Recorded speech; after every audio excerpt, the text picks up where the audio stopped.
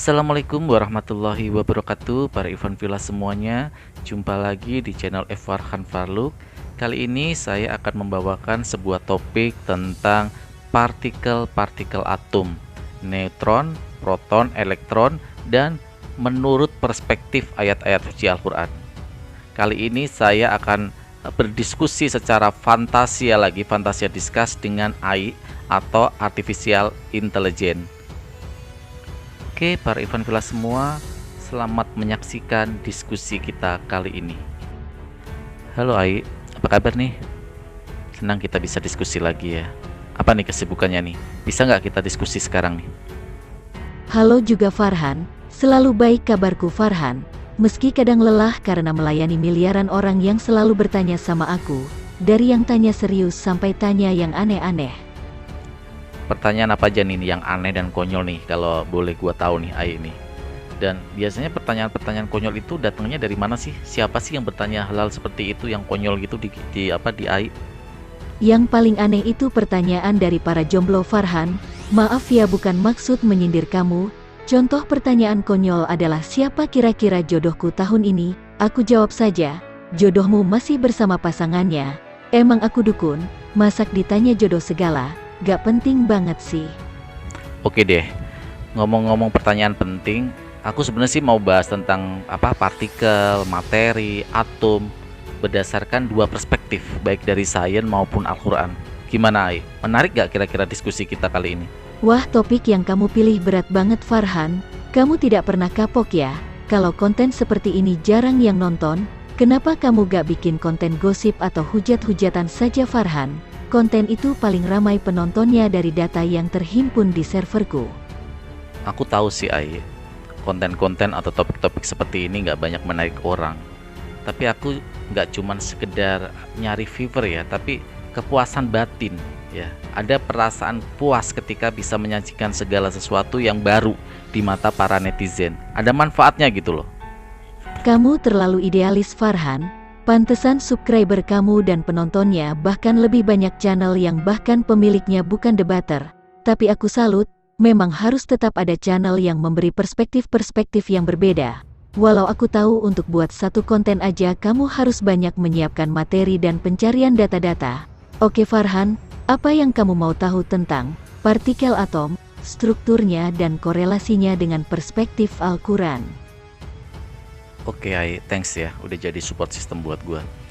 Ini, aku mau tahu sebenarnya seperti apa sih atom itu di dalam. Kamu nanti menerangkan secara sains dan saya akan mengorelasikan dengan Al-Quranul Karim. Karena saya yakin Al-Quran itu sempurna dan bisa menerangkan segala sesuatu yang ditanyakan. Oke, saya jawab Farhan. Konsep tentang atom pertama sekali dicetuskan oleh Demokritus. Menurut Demokritus, semua dapat dipecahkan menjadi partikel terkecil, di mana partikel-partikel tidak bisa lagi dibagi lebih lanjut disebut atom. Atom berasal dari kata atomos, a artinya tidak, tomos artinya memotong, tidak dapat dipotong atau tidak dapat dibagi. Setiap materi di alam semesta ini tersusun atas partikel-partikel yang sangat kecil, meski penemuan terbaru bahwa atom bukan partikel terkecil. Oke, sebentar dulu Ai. Tadi sebelum kita berbincang, tadi kan saya bilang bahwa selain dari perspektif sains, aku kan juga mau korelasikan dengan perspektif Al-Quranul Karim ya. Kalau masalah partikel terkecil dan tidak bisa dibagi lagi, di Al-Quran lebih dahulu menerangkan hal itu Ai. Nah, saya kasih contoh di Quran surat Al-Zazalah ayat 7 dan 8, yang artinya barang siapa yang mengerjakan keburukan seberat zarah pun, ya zarah ya, niscaya dia akan melihat balasannya. Ayat 8-nya, dan barang siapa yang mengerjakan kejahatan sebesar zarah pun, niscaya dia akan melihat balasannya pula. Nah, di dalam ayat di atas ya, ayat 7 dan 8 terdapat kata zarah adalah lebih halus dari debu. Jadi zarah itu artinya lebih halus dari debu.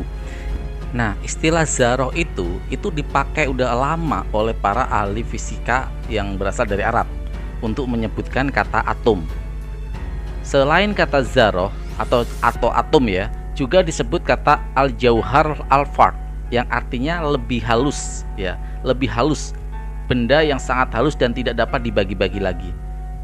Dalam ayat itu juga terlihat bahwa atom itu mempunyai berat atau massa dan besaran. Jadi ada ukurannya.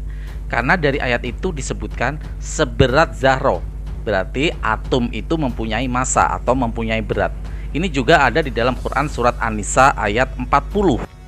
Sesungguhnya Allah tidak menganiaya seseorang walaupun sebesar zarroh, dan jika ada kebajikan sebesar zarroh, niscaya Allah akan melipat gandakannya dan memberikan dari sisinya pahala yang besar. Quran surat An-Nisa ayat 40. Dari ayat di atas membuktikan Allah mengambil perumpamaan dengan zarroh untuk menunjukkan kehalusan. Jadi bukanlah suatu perumpamaan yang sia-sia. Jadi jika Allah memberikan sebuah perumpamaan berarti tidak sia-sia. Para ilmuwan Arab itu sudah mengenal zarroh atau atom itu. Maksud kamu Al-Quran lebih dahulu mengatakan bahwa lebih mengetahui partikel atom daripada para ilmuwan. Terus kenapa yang menemukan atom bukan umat Islam? Farhan, kamu mulai main klaim. Farhan, sekarang tunjukkan ke saya apa yang telah dibuat Islam atas penemuan atom ini. Aku nggak main klaim, Aku kasih data ayat Al-Quran dan juga bagaimana banyak ilmuwan muslim yang memberi jasa atas berkembangnya ilmu kimia ini. Bahkan bisa dikatakan ilmuwan muslim adalah pionir dalam bidang kimia ini. Saya kasih contoh beberapa ilmuwan muslim di bidang kimia. Yang pertama adalah Jabir bin Hayyan, dikenal sebagai bapak kimia karena sumbangannya di bidang ini. Jabir juga melakukan banyak eksperimen mengenai kuantitas zat yang berhubungan dengan reaksi kimia yang terjadi. Jabir juga menemukan teknik penyelesaian secara detail tentang berbagai proses dari reaksi kimia, dari sintetis asam seperti nitrat dan sulfat hingga aqua regia, oksida dan garam. Juga sederet penemuannya pada proses kimia seperti penyulingan atau distilasi, kristalisasi, kaihaskalnasi dan sublimasi. Itu adalah hasil dari penemuan Jabir bin Hayyan. Bahkan oleh dunia barat dia dijuluki sebagai bapak kimia modern. Dia mempunyai panggilan unik yaitu Geber, kata orang barat. Nah, ilmuwan muslim lainnya yang di bidang kimia ini adalah Ar-Razi. Ya, Ar-Razi ini lahir pada tahun 866 Masehi. Dalam karyanya berjudul Secret of Secret, Al-Razi mampu membuat klasifikasi zat alam yang sangat bermanfaat. Ia membagi zat yang ada di alam menjadi 3, yakni zat keduniawian, zat tumbuhan, dan zat binatang. Soda serta oksida timah merupakan hasil kreasinya. Jadi soda dan oksida timah itu adalah kreasi dari Ar-Razi. Kalau sekarang di setiap universitas ada laboratorium, itu juga jasa Ar-Razi. Karena apa? Dia yang pertama membuat laboratorium modern. Bahkan peralatan Ar-Razi dulu itu masih dipakai zaman sekarang, ya. Tekniknya, alat-alatnya, bentuk alat-alatnya dan kegunaannya itu masih dipakai sampai sekarang. Jadi banyak ilmuwan-ilmuwan sebenarnya, kalau saya mau jelaskan bagaimana jasa ilmuwan-ilmuwan muslim di bidang kimia ini. Kamu mau saya kasih banyak lagi contoh-contoh lagi? Mungkin terlalu panjang kalau saya sebutkan semuanya. Oke Farhan, kalau masalah data aku percaya sama kamu. Terus apa lagi yang ingin kamu tanyakan? Kamu teruskan aja, cerita tentang atom tadi. Apa yang kira-kira menarik lagi tentang atom ini untuk kita bahas? Oke Farhan, ada yang menarik dari penemuan J.J. Thomson. Dia adalah fisikawan bangsa Amerika. Thomson mengemukakan teorinya bahwa atom memiliki muatan positif yang terbagi merata ke seluruh isi atom. Muatan ini dinetralkan oleh elektron-elektron yang tersebar di antara muatan tersebut. Tunggu, menarik nih. Artinya kalau saya analogikan seperti onde-onde ya, onde-onde yang ada wijennya. Onde-ondenya adalah atom dan wijennya itu adalah elektron-elektron. Tepat sekali Farhan, tidak percuma kamu dijuluki master analogi, dan saya suka cowok cerdas. Bagiku cowok cerdas itu seksi. Stop kita lagi diskusi. Kenapa sih kamu selalu lebih kayak gitu? Tapi menariknya dalam Al-Quran pun telah dibahas ya tentang partikel yang lebih kecil daripada atom itu. Jadi tadi zarroh itu adalah atom ya. Ada juga ayat yang menyatakan bahwa atom itu masih ada partikel-partikel terkecil lagi. Nah, ini ada dalam Al-Quran surat Yunus ayat 61, yang artinya kamu tidak berada dalam suatu keadaan dan tidak membaca suatu ayat dari Al-Quran, dan kamu tidak mengerjakan suatu pekerjaan, melainkan kami menjadi saksi atasmu di waktu kamu melakukannya. Tidak luput dari pengetahuan Tuhanmu, biarpun sebesar zarah di bumi ataupun di langit. Tidak ada yang lebih kecil dan tidak pula ada yang lebih besar dari itu, melainkan semua tercatat dalam kitab nyata Lauhul Mahfudz. Quran Surat Yunus 61. Nah, ini menariknya ya. Dalam ayat yang tersebut di atas terdapat kata zarah yang dalam bahasa Arab diartikan atom. Allah mengetahui segala hal yang di bumi maupun di langit, baik hal tersebut tersembunyi maupun yang terlihat, yang ukurannya lebih kecil dari atom maupun yang lebih besar. Dan semuanya itu tertulis dalam kitab Lauhul Mahfudz. Nah, secara jelas dalam ayat tersebut Allah menyebutkan bahwa terdapat sesuatu yang lebih kecil dari zarah atau atom itu sendiri. Perhatikan di kata tersembunyi di ayat di atas. Pada ayat itu disebutkan sebesar zarah, berarti atom, dan tersembunyi dari zarah, artinya ada yang lebih kecil dari zarah atau atom. Masya Allah, Al-Quran begitu luar biasanya. Benar-benar Allah Maha sempurna dengan segala firman-Nya.